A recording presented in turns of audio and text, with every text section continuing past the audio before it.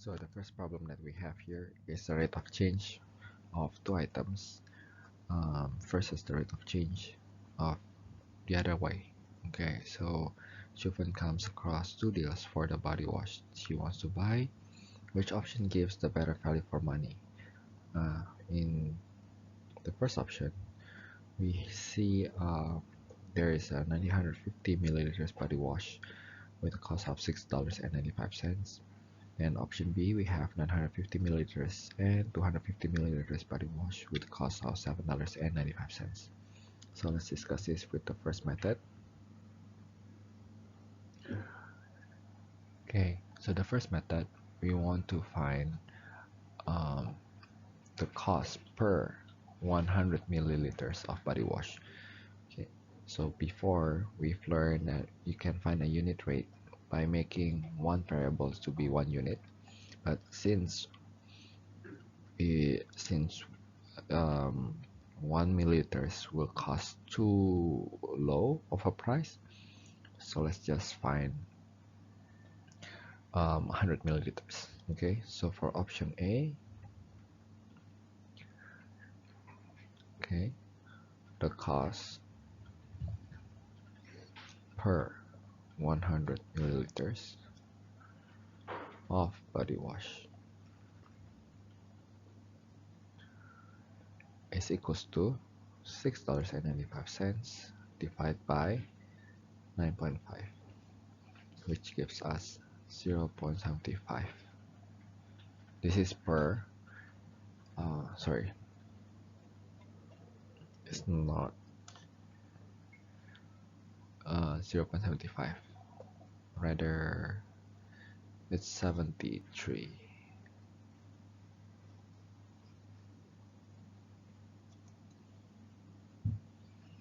Okay, and then for option B, the cost per 100 milliliters of body wash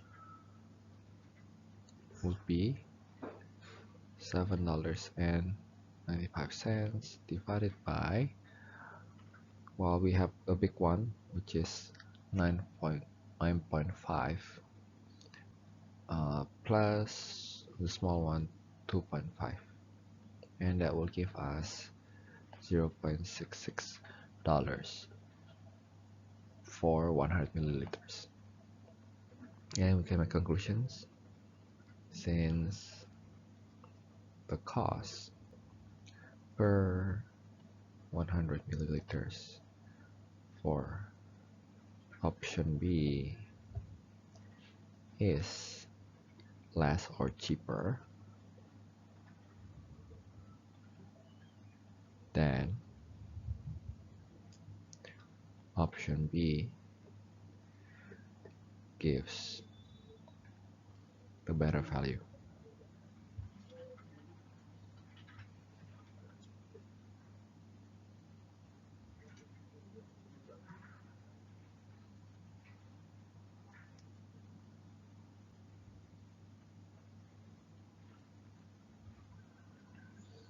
Okay, now there is another way of solving this.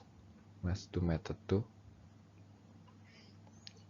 Instead of finding the cost per 100 milliliters, how about we find how much body wash we can get per dollar. So for option A, amount of body wash per dollar.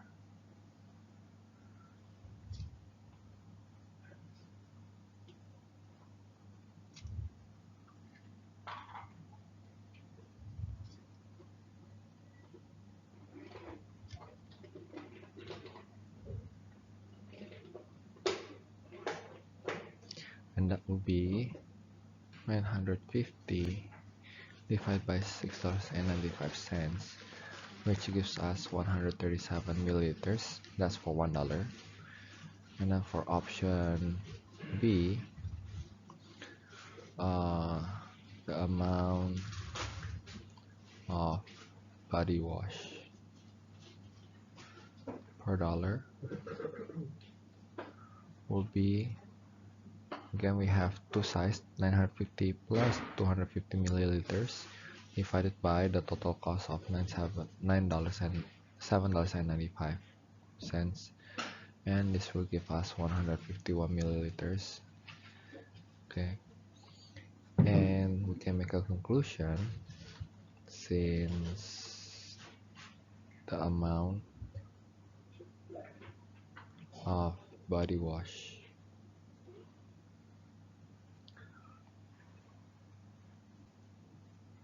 per dollar,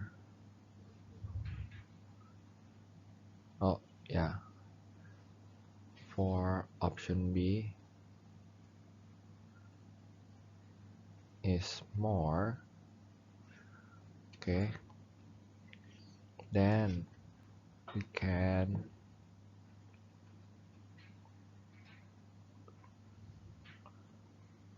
conclude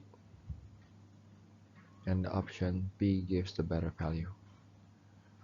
Okay, so the first method is looking at the price per 100 milliliters. In method 2 we are looking at unit rate per dollar.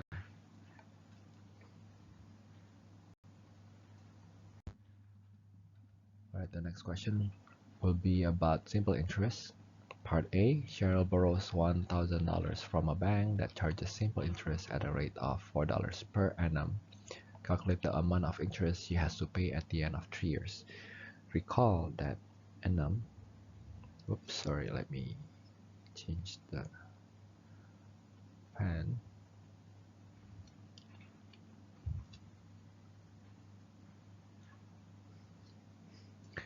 The word annum, okay, it means yearly. Okay, so if you're familiar with anniversary, annual, that means it's related to year. Okay, so for part A,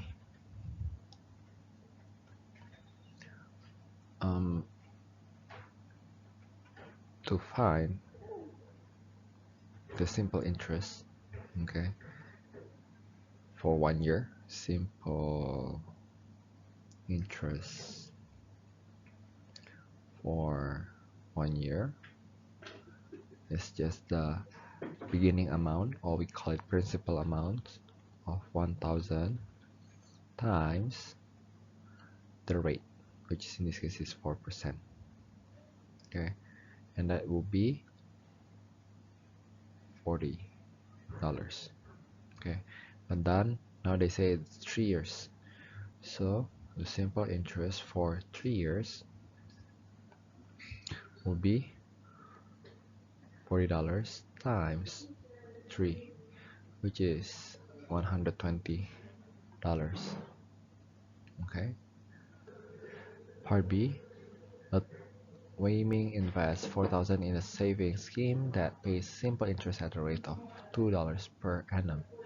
Calculate the time taken for his investment to grow to 4,400. So here, the interest amount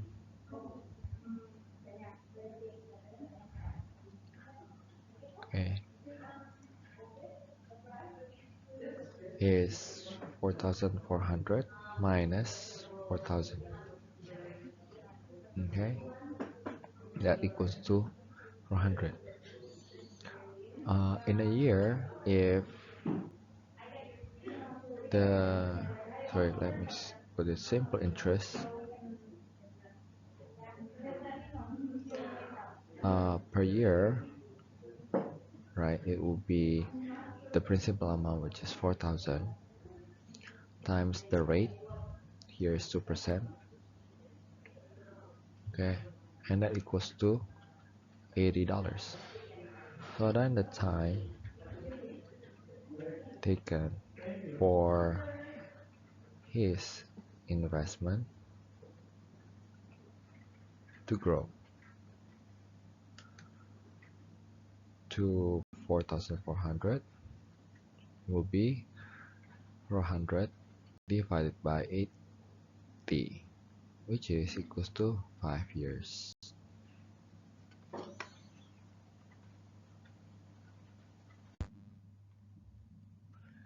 The next question we have about hire purchase. A washing machine is priced at $450. A man buys the washing machine on hire purchase with these terms: a down payment of 15% and the remaining to be paid in monthly installments over 2 years at a simple interest rate of 10 and 1/3% per annum. Calculate his monthly installment and then the total amount the man pays for the washing machine. Okay, so let's break it down. Okay, the payment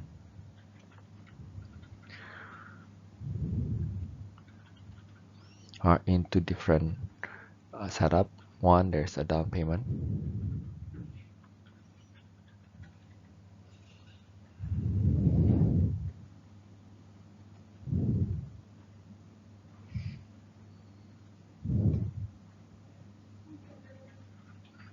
and then there is the interest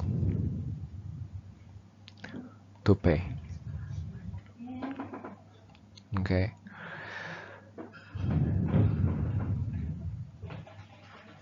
okay, so here they tell you that a man buys the washing machine on hire purchase on these terms, down payment 50%. What is the down payment?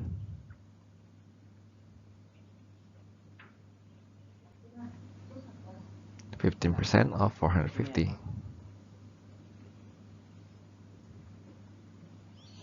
and that gives us $67.50.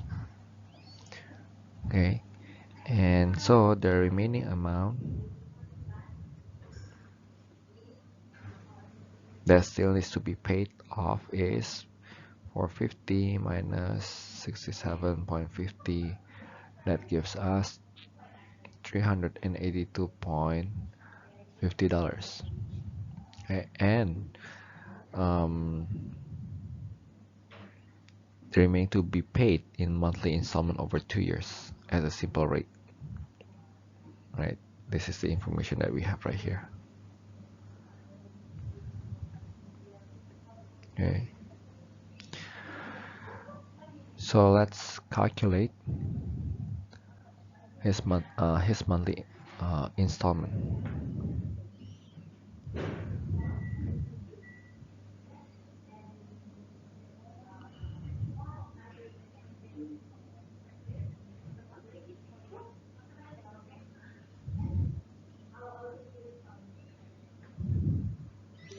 And that will be 382.50 times the interest rate, which is 10 to over 3%, and how many years?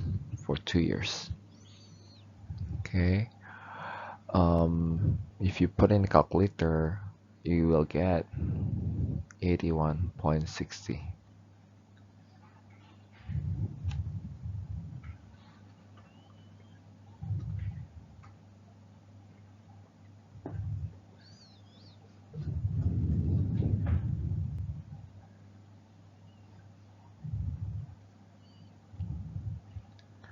Okay, so this is the interest that he has to pay with the amount that he still owes, which is 382.50. So the total amount to be paid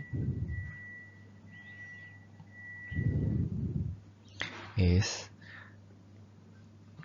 382.50 plus 81.60, 464.10, and this amount will be paid in monthly installment, right? So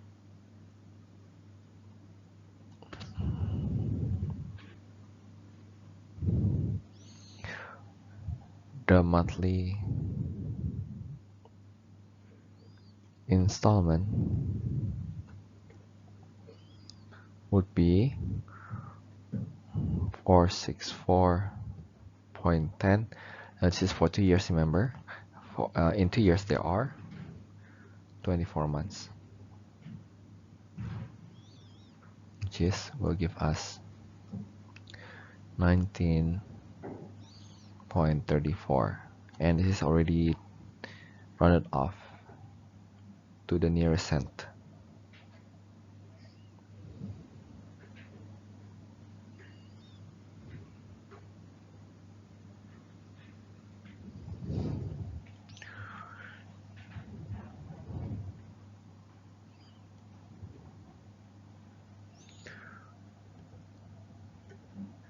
Okay, so let's answer part 2. The total amount the man pays for the washing machine. So then, he's really paying the principal, the total amount the man pays for the washing machine, which is the price of the machine itself and the interest rate. What is the interest rate? This one, right? 81.60. So we'll have 531 and 60 that the man had to pay.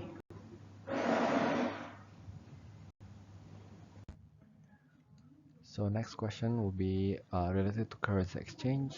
The rate of exchange between the Australian dollar, Korean won, and Singapore dollars are 1 Australian dollars equals to 1.0158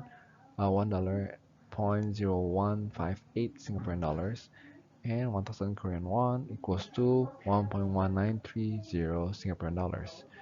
So the question asks us to convert 543 Australian dollars into Singapore dollars and 48,500 Korean won into Singapore dollars. So the first thing that we need to do is use the rate that is given from the question, which is Australian dollar 1 equals to SGD 1.0158, and then we want to multiply Australian dollars by 543. If we multiply the Australian dollars by 543, then we also need to multiply the Singapore dollars by 543. Therefore, we have 551.58 Singapore dollars. That's already rounded off to the nearest cent. For the Korean won, we'll write down 1,000 Korean won equals to 1.1930 Singapore dollars. And we can find what is the value of 1 Korean won in Singapore dollars, which is from 1,000 to be 1, we just need to divide both sides by 1,000. So 1 Korean won equals to 1.1930 over 1,000 Singaporean dollars. Now let's not simplify that. Let's just multiply both sides now by 48,500 because we are looking for what is 48,500 Korean won in Singaporean dollars. So we just multiply both sides by 48,500. And therefore, if we simplify the calculation, it will be 57.86 Singapore dollars. That's already rounded off to the nearest cent. And so for part B, the rates of exchange between the pound sterling, Japanese yen, and Singapore dollars are 1 pound sterling equals to 1.7882 Singapore dollars, 100 yen equals to 1.2087 Singapore dollars. So let's convert 6,800 Singapore dollars into pound sterling and convert 8,450 Singapore dollars into Japanese yen. Now we are going to put our answers to the nearest unit of foreign currency. So just like before, we just need to copy first the conversion rate into our answer part. And so Singapore dollars 1.7882 equals to pound sterling 1. Okay, and therefore we have to look for what is the value of $1 in pound sterling. So 1 Singapore dollars equals to 1 over 1.7882 pound sterling. And then we multiply both sides by 6,800, and therefore we have 3,803 pound sterling. That's already rounded off to the nearest pound sterling. Part 2, uh, let's let's copy the conversion rate from the questions, but we just switch it. So now we're showing Singapore dollars 1.2087 equals to 1,000 yen. And then we just make the Singapore dollars into $1, so that for 1 Singapore dollars equals to 100 over 1.2087 yen. And then we just multiply both sides by 8,450. So then we can get 8,450 Singapore dollars equals to 699,098 yen. That's already rounded off to the nearest yen value.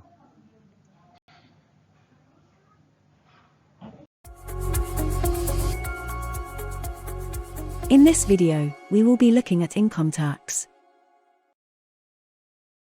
In the year 2017, Albert earned a gross annual income of $84,000. Of this $84,000, the amount that will not be subjected to income tax is shown in the table.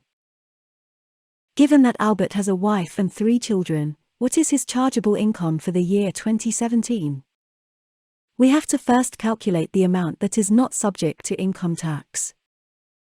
This is called the tax relief. Therefore, his chargeable income is his total gross income minus the total reliefs.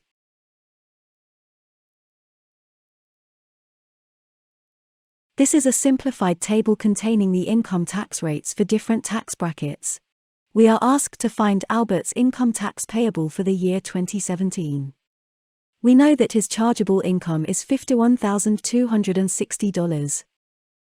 Of this, the first $20,000 is tax-free, while the next $10,000 is taxed at 2%. And the next $10,000 is taxed at 3.5%. And the final $11,260 is taxed at 7%. Now we calculate the tax for each tax bracket. For the first $20,000, it is 0.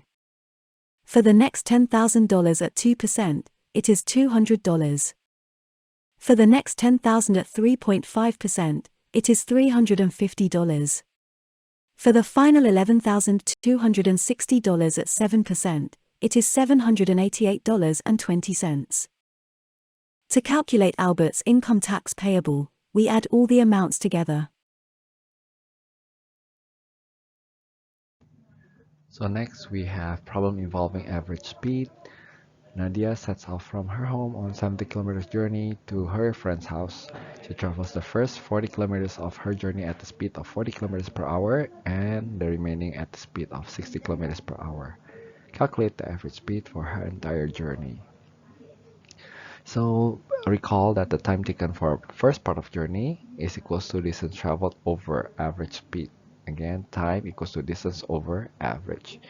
Don't forget about the distance, speed, and time triangle. So then the time taken for this part of journey is 40 divided by 40 equals to 1 hour. For the second part of journey, the time taken is again distance traveled over average speed. Since the distance already traveled 40 kilometers, so the rest will be 70 minus 40, which is equals to 30 over 30. Okay, so then the time will be only half an hour. So then the average speed will be the total distance traveled, which is in this case 70, and then the total time taken is taken from 1 hour over here and then half an hour. You add them up. So then if you put all the values in the calculator, you'll get 46 2 over 3 kilometers per hour. For the rate of revolutions example, the Singapore Flyer has a diameter of 150 meters. If each capsule of the Singapore Flyer travels at the average speed of 0.262 meter per second, calculate the number of revolutions made by capsule per hour, giving your answers correct to the nearest whole number. So for this one, um, we are given diameter of a Singapore Flyer. Now Singapore Flyers is the shape of a circle, so we need to find what is the radius first. The radius of the Singapore Flyer is equals to 150 over 2 equals to 75 meters. So therefore the circumference of the Singapore Flyer, if you recall the formula, that will be 2 times pi times r. Or actually, if you already have the diameter, you can just like do pi times diameter. So this case, it will be 471 times 3 meter. That's already rounded off to one decimal place. So the distance traveled by a capsule in 1 hour, that will be 0.262. That's the average speed times 3600. So 3600 is 1 hour in seconds. Right, since the average speed that we have here is in meter per second. So if you want to know how many meters that is being traveled, so we need to convert that hours into seconds. So with this calculation, we get 943.2 meters. So therefore, the number of revolutions made by capsule per hour, that will be 943.2 over 471.3 meters. And that will be about 2.